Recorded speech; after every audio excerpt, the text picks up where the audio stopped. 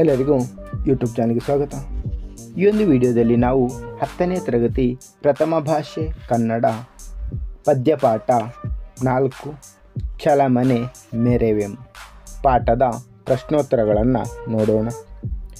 ಪದಗಳ ಅರ್ಥ: ಇಂಬುಕೈವೆ ಒಪ್ಪಿಕೊಳ್ಳಲು, ಸಮ್ಮತಿ ಸೂಚಿಸಲು, ಒಡಂಬಡಿಸಿ, ಒಪ್ಪಿಸಿ, ಸಂಧಿ ಒಪ್ಪಂದ, ಪೂರ್ವಕ್ರಮದೊಳ್ ಹಿಂದಿನಂತೆಯೇ ಮೊದಲಿನಂತೆಯೇ, ನಡೆವಂತೆ ನಡೆದುಕೊಳ್ಳುವ ಹಾಗೆ, ಮಾಲ್ಪೆಂ ಮಾಡುವೆನು, ಎಮ್ಮಂದುದ ನಾನು ಹೇಳಿದ್ದನ್ನು, ನೆಗಳಲ್ವೇಲ್ಕುಂ ನಡೆದುಕೊಳ್ಳಬೇಕು, ಸುಯೋಧನ ದುರ್ಯೋಧನ, ಪೊಡೆಮಟ್ಟು ನಮಸ್ಕರಿಸಿ, ಅಹಿತರೊಳ್ ಶತ್ರುಗಳಲ್ಲಿ ಪಾಂಡವರಲ್ಲಿ, ಸಮಗೊಳಿಸು ಒಪ್ಪಂದವನ್ನು ಏರ್ಪಡಿಸು, ಸಮರದೊಳ್ ಯುದ್ಧ ಭೂಮಿಯಲ್ಲಿ,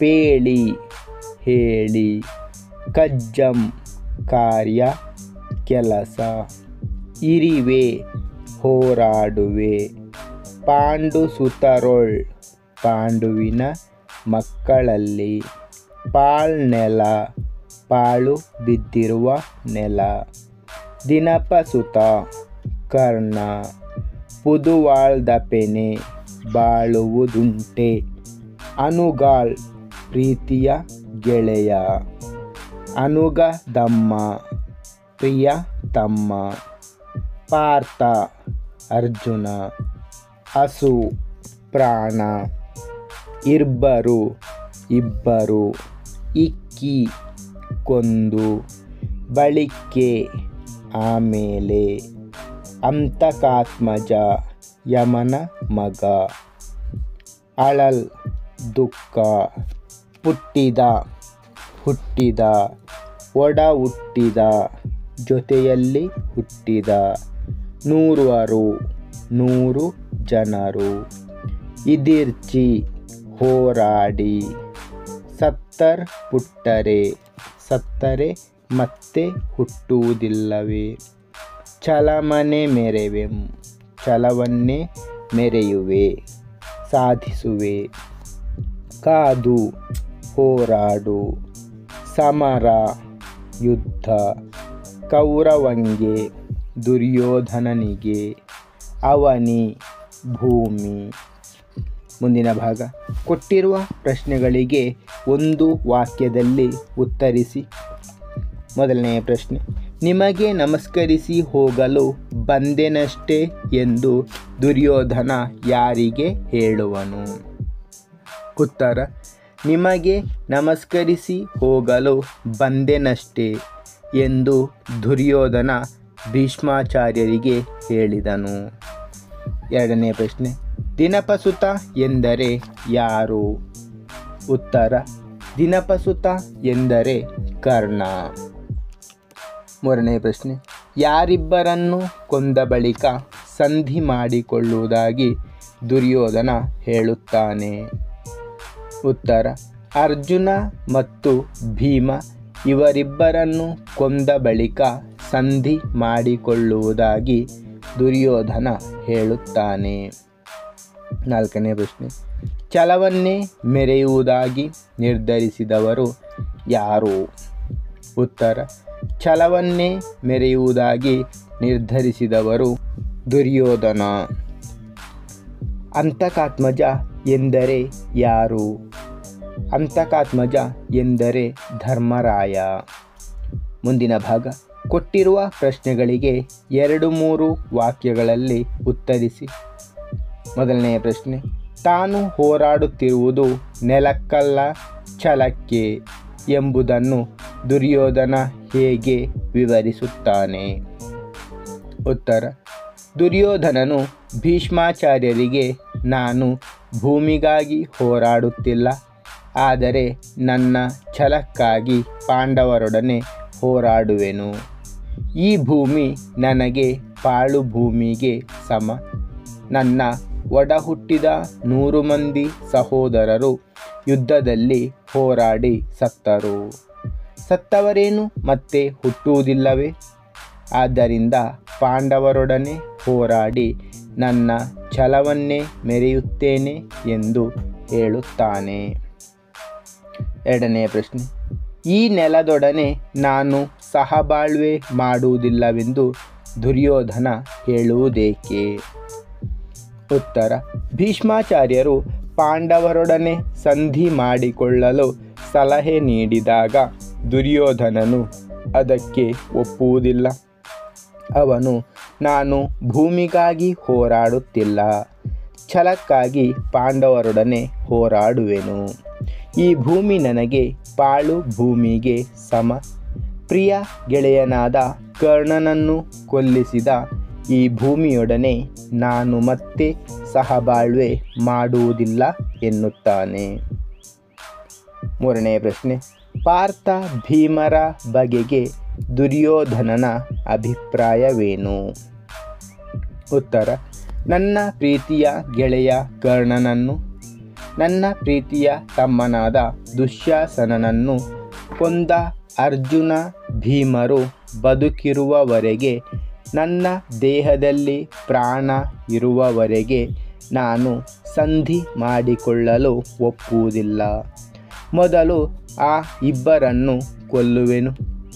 ಅವರನ್ನು ಕೊಂದ ಬಳಿಕ ಶ್ರೇಷ್ಠನಾದ ಧರ್ಮರಾಯನೊಡನೆ ಸಂಧಿ ಮಾಡಿಕೊಳ್ಳುತ್ತೇನೆ ಎಂಬುದು ಪಾರ್ಥ ಭೀಮರ ಬಗೆಗೆ ದುರ್ಯೋಧನನ ಅಭಿಪ್ರಾಯವಾಗಿದೆ. ಮುಂದಿನ ಭಾಗ, ಕೊಟ್ಟಿರುವ ಪ್ರಶ್ನೆಗಳಿಗೆ 8-10 ವಾಕ್ಯಗಳಲ್ಲಿ ಉತ್ತರಿಸಿ. ಮೊದಲನೆಯ ಪ್ರಶ್ನೆ, ಭೀಷ್ಮ ಮತ್ತು ದುರ್ಯೋಧನರ ನಡುವಿನ ಸಂಭಾಷಣೆಯ ಸ್ವಾರಸ್ಯವನ್ನು ವಿವರಿಸಿ.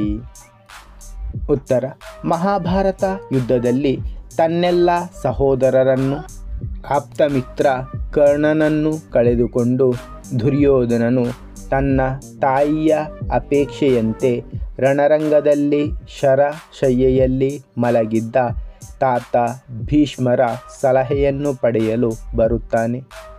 ಭೀಷ್ಮರು ಯುದ್ಧವನ್ನು ನಿಲ್ಲಿಸಿ ಪಾಂಡವರೊಡನೆ ಸಂಧಿ ಮಾಡಿಕೊಂಡು ಬದುಕಬೇಕೆಂಬ ಸಲಹೆಯನ್ನು ದುರ್ಯೋಧನನಿಗೆ ನೀಡುತ್ತಾರೆ. ನೀನು ಒಪ್ಪುವೆಯಾದರೆ ಪಾಂಡವರನ್ನು ಸಂಧಿಗೆ ಒಪ್ಪಿಸುವೆನು. ಅವರು ಈಗಲೂ ನಮ್ಮ ಮಾತನ್ನು ಕೇಳುತ್ತಾರೆ ಎನ್ನುವಲ್ಲಿ ಭೀಷ್ಮರ ಮುಂದಾಗುವ ಅನಾಹುತವನ್ನು ತಪ್ಪಿಸಬೇಕೆನ್ನುವ ನಿಲುವು ಪಾಂಡವರ ಬಗೆಗಿನ ನಂಬಿಕೆ ವ್ಯಕ್ತವಾಗಿದೆ. ಆದರೆ ನಾನು ನಿನಗೆ ನಮಸ್ಕರಿಸಲು ಬಂದೆನೇ ಹೊರತು ಸಂಧಿ ಮಾಡಿಸಲೆಂದು ಕೇಳಲು ಅಲ್ಲ ಎನ್ನುವ ದುರ್ಯೋಧನನಲ್ಲಿ ಭೀಷ್ಮರ ಬಗೆಗಿನ ಗೌರವ, ಆದರೆ ಹೋರಾಟ ಮುಂದುವರಿಸಲೇಬೇಕೆಂಬ ಅಚಲ ನಿರ್ಧಾರವಿರುವುದು ಸ್ಪಷ್ಟವಾಗುವುದು. ನಾನು ನೆಲಕ್ಕಾಗಿ ಹೋರಾಡುತ್ತಿಲ್ಲ, ಛಲಕ್ಕಾಗಿ ಪಾಂಡವರೊಡನೆ ಹೋರಾಡುತ್ತಿದ್ದೇನೆ. ಕರ್ಣನಿಲ್ಲದ ಈ ಭೂಮಿ ನನಗೆ ಪಾಳು ಭೂಮಿ ಎನ್ನುವ ದುರ್ಯೋಧನನಲ್ಲಿ ತನ್ನ ಛಲದ ಕುರಿತಾದ ಅಭಿಮಾನ, ಕರ್ಣನನ್ನು ಮತ್ತು ತನ್ನ ಸಹೋದರ ದುಶ್ಯಾಸನನನ್ನು ಕೊಂದ ಅರ್ಜುನ ಭೀಮರನ್ನು ಕೊಂದ ನಂತರ ನಾನು ಪ್ರಸಿದ್ಧನಾದ ಧರ್ಮರಾಯನೊಡನೆ ಸಂಧಿ ಮಾಡಿಕೊಳ್ಳುವೆ ಎನ್ನುವ ದುರ್ಯೋಧನನಲ್ಲಿ ದುಶ್ಯಾಸನ ಮತ್ತು ಕರ್ಣನನ್ನು ಕೊಂದ ಕೋಪ ಕೆರಳಿ ಅತಿಶಯವಾಗಿದೆ. ಪಾಂಡವರೊಡನೆ ಕಾದಾಡಿಯೇ ಸಿದ್ಧ. ಈ ಯುದ್ಧದಲ್ಲಿ ಭೂಮಿಯ ಒಡೆತನ ಪಾಂಡವರಿಗೆ ಹೋಗಬೇಕು, ಇಲ್ಲವೇ ನನಗೆ ಉಳಿಯಬೇಕು ಎಂದು ದುರ್ಯೋಧನನು ಹೇಳುವಲ್ಲಿ ಯುದ್ಧವು ನಿಶ್ಚಿತ, ಸೋಲು ಗೆಲುವಿನ ಅನಿವಾರ್ಯತೆ ಎಲ್ಲದಕ್ಕೂ ತಾನು ಬದ್ಧ, ಬಂದುದನ್ನು ಅನುಭವಿಸಲೇಬೇಕೆನ್ನುವ ನಿಲುವು, ಛಲ ವ್ಯಕ್ತವಾಗಿರುವುದನ್ನು ಗಮನಿಸಬಹುದು. ಎರಡನೆಯ ಪ್ರಶ್ನೆ, ದುರ್ಯೋಧನನ ಛಲದ ಗುಣ ಅವನ ಮಾತುಗಳಲ್ಲಿ ವ್ಯಕ್ತವಾಗಿರುವ ಬಗೆಯನ್ನು ವಿವರಿಸಿ. ಉತ್ತರ, ಮಹಾಭಾರತ ಯುದ್ಧದಲ್ಲಿ ತನ್ನೆಲ್ಲ ಸಹೋದರರನ್ನು ಆಪ್ತಮಿತ್ರ ಕರ್ಣನನ್ನು ಕಳೆದುಕೊಂಡ ದುರ್ಯೋಧನನು ತನ್ನ ತಂದೆ ತಾಯಿಯರ ಅಪೇಕ್ಷೆಯಂತೆ ರಣರಂಗದಲ್ಲಿ ಶರಶಯ್ಯೆಯಲ್ಲಿ ಮಲಗಿದ್ದ ತಾತ ಭೀಷ್ಮರ ಸಲಹೆಯನ್ನು ಪಡೆಯಲು ಬರುತ್ತಾನೆ. ಭೀಷ್ಮರು ಯುದ್ಧವನ್ನು ನಿಲ್ಲಿಸಿ ಪಾಂಡವರೊಡನೆ ಸಂಧಿ ಮಾಡಿಕೊಂಡು ಬದುಕಬೇಕೆಂಬ ಸಲಹೆಯನ್ನು ದುರ್ಯೋಧನನಿಗೆ ನೀಡುತ್ತಾರೆ. ಆದರೆ ಅದಕ್ಕೊಪ್ಪದ ದುರ್ಯೋಧನ ತಾನು ಯುದ್ಧ ಮಾಡುವುದಾಗಿ ತಿಳಿಸುತ್ತಾನೆ. ನಿಮಗೆ ನಮಸ್ಕರಿಸಲು ಬಂದೆನೇ ಹೊರತು ಸಂಧಿ ಮಾಡಿಸಲೆಂದು ಕೇಳಲು ಅಲ್ಲ. ನಾನು ಭೂಮಿಗಾಗಿ ಯುದ್ಧ ಮಾಡುತ್ತಿದ್ದೇನೆಂದು ಭಾವಿಸಿದಿರಾ? ನಾನು ಛಲಕ್ಕಾಗಿ ಹೋರಾಡುತ್ತಿದ್ದೇನೆ. ಈ ಭೂಮಿ ನನಗೆ ಪಾಳು ಭೂಮಿ. ಕರ್ಣನನ್ನು ಕೊಲ್ಲಿಸಿದ ಈ ಭೂಮಿಯೊಡನೆ ನಾನು ಸಹಬಾಳ್ವೆ ನಡೆಸುವುದು ಉಂಟೆ. ನನ್ನ ಪ್ರೀತಿಯ ಬಂಟ ಅಂದರೆ ಕರ್ಣನನ್ನು, ನನ್ನ ಪ್ರೇಮದ ತಮ್ಮ ದುಶ್ಯಾಸನನನ್ನು ಕೊಂದ ಅರ್ಜುನ ಭೀಮರು ಜೀವಂತವಾಗಿರುವವರೆಗೆ, ನನ್ನ ದೇಹದಲ್ಲಿ ಪ್ರಾಣವಿರುವವರೆಗೂ ನಾನು ಸಂಧಿಗೆ ಒಪ್ಪಲಾರೆನು. ಮೊದಲು ಆ ಇಬ್ಬರನ್ನು ಕೊಲ್ಲುವೆನು. ಹಾಗೆ ಕೊಂದ ಬಳಿಕ ಧರ್ಮರಾಜನೊಡನೆ ಸಂಧಿ ಮಾಡಿಕೊಳ್ಳೋಣ. ನನ್ನೊಡನೆ ಹುಟ್ಟಿದ 100 ಸಹೋದರರು ಶತ್ರುಗಳನ್ನು ಎದುರಿಸಿ ಸತ್ತರು. ಆದ್ದರಿಂದ ನನ್ನಲ್ಲಿ ಕೋಪ ಕೆರಳಿ ಅತಿಶಯವಾಯಿತು. ಪಾಂಡವರೊಡನೆ ಕಾದಾಡಿ ನನ್ನ ಛಲವನ್ನೇ ಸಾಧಿಸುವೆನು. ಇಂದಿನ ಒಂದು ಕಾಳಗದಲ್ಲಿ ಪಾಂಡವರು ಉಳಿಯಬೇಕು, ಇಲ್ಲವೇ ನಾನು ಉಳಿಯಬೇಕು. ಆದ್ದರಿಂದ ಭೂಮಿಯ ಒಡೆತನ ಪಾಂಡವರಿಗೆ ಹೋಗಬೇಕು, ಇಲ್ಲವೇ ಕೌರವನಿಗೆ ಉಳಿಯಬೇಕು ಎನ್ನುವ ಮಾತುಗಳಲ್ಲಿ ಅವನ ಛಲದ ಗುಣ ವ್ಯಕ್ತವಾಗಿರುವುದನ್ನು ಕಾಣಬಹುದು. ಮುಂದಿನ ಭಾಗ, ಸಂದರ್ಭ ಸಹಿತ ಸ್ವಾರಸ್ಯವನ್ನು ವಿವರಿಸಿ. ಮೊದಲನೆಯ ವಾಕ್ಯ, ನೆಲಕಿರಿವೆನೆಂದು ಬಗೆದಿರೆ ಛಲಕಿರಿವೆಂ. ಆಯ್ಕೆ, ಈ ವಾಕ್ಯವನ್ನು ಪ್ರೊಫೆಸರ್ ಹಂಪ ನಾಗರಾಜಯ್ಯ ಅವರ ರನ್ನ ಸಂಪುಟದ ಮಹಾಕವಿ ರನ್ನನ ಸಾಹಸ ಭೀಮ ವಿಜಯಂ ಎಂಬ ಮಹಾಕಾವ್ಯ ಭಾಗದ 5ನೆಯ ಆಶ್ವಾಸದಿಂದ ಆರಿಸಿಕೊಳ್ಳಲಾದ ಚಲಮನೆ ಮೆರೆವೆಂ ಎಂಬ ಪದ್ಯಪಾಠದಿಂದ ಆರಿಸಿಕೊಳ್ಳಲಾಗಿದೆ.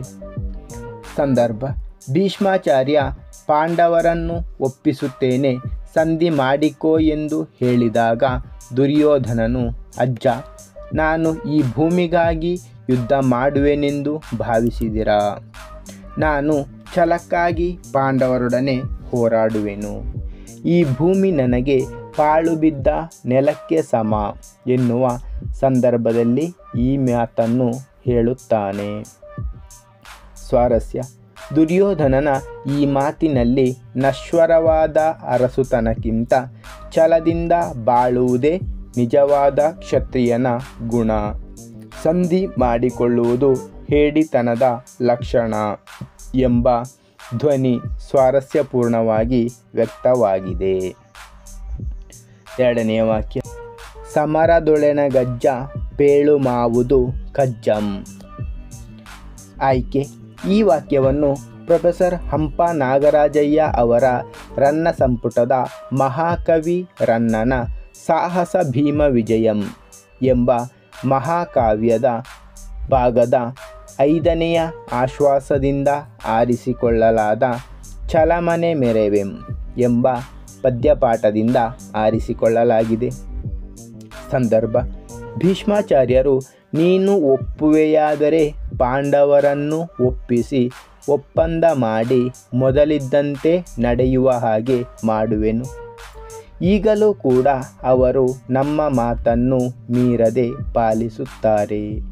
ನೀನು ಕೂಡ ನಮ್ಮ ಮಾತನ್ನು ಮೀರದೆ ನಡೆದುಕೊಳ್ಳಬೇಕು ಎಂದು ಭೀಷ್ಮರು ಹೇಳಿದಾಗ ದುರ್ಯೋಧನನು ಮುಗುಳುನಗೆ ನಕ್ಕು, ಅಜ್ಜ, ನಿಮಗೆ ನಮಸ್ಕರಿಸಿ ಹೋಗಲೆಂದು ಬಂದೆನೇ ಹೊರತು ಶತ್ರುಗಳೊಡನೆ ಒಪ್ಪಂದ ಏರ್ಪಡಿಸುವುದಕ್ಕೆಂದು ಬಂದೆನೆ ಎಂದು ಹೇಳುವ ಸಂದರ್ಭದಲ್ಲಿ ಈ ಮಾತನ್ನು ಹೇಳುತ್ತಾನೆ.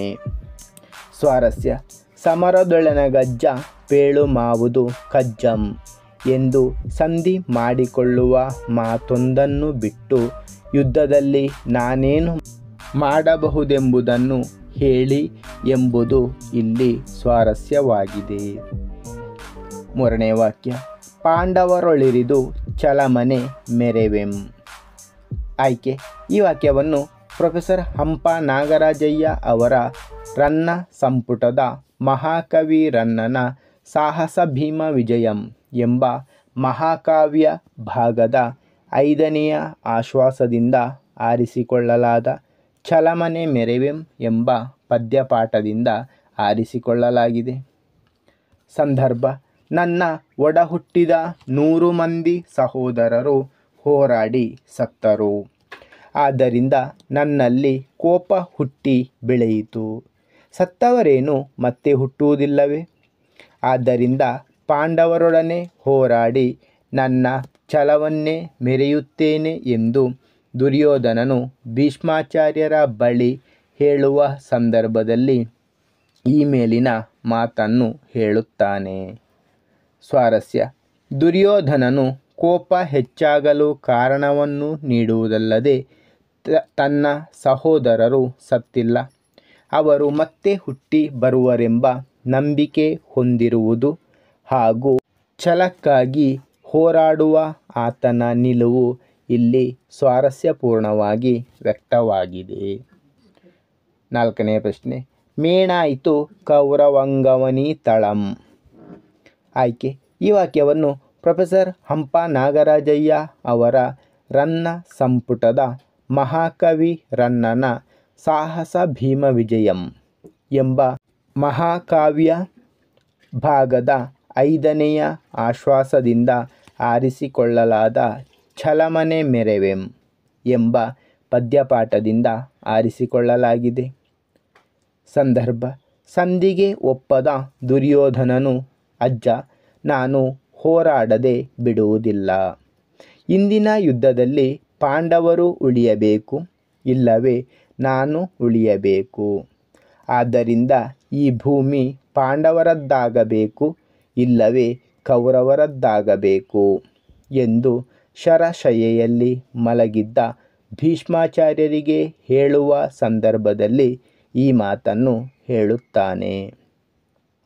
ಸ್ವಾರಸ್ಯ: ತನ್ನ ಕೊನೆಯುಸಿರು ಇರುವವರೆಗೂ ಪಾಂಡವರ ವಿರುದ್ಧ ಹೋರಾಡುತ್ತೇನೆಂದು ದುರ್ಯೋಧನನ ದಿಟ್ಟ ನಿರ್ಧಾರ ಪಾಂಡವರ ಮೇಲಿನ ಕೋಪದ ತೀವ್ರತೆ ಈ ಸಂದರ್ಭದಲ್ಲಿ ಸ್ವಾರಸ್ಯಪೂರ್ಣವಾಗಿ ವ್ಯಕ್ತವಾಗಿದೆ. ಧನ್ಯವಾದಗಳು. ಲೈಕ್ ಮಾಡಿ, ಶೇರ್ ಮಾಡಿ. ಹೆಚ್ಚಿನ ವಿಡಿಯೋಗಳಿಗಾಗಿ ಚಾನಲನ್ನು ಉಚಿತವಾಗಿ ಸಬ್ಸ್ಕ್ರೈಬ್ ಮಾಡಿ.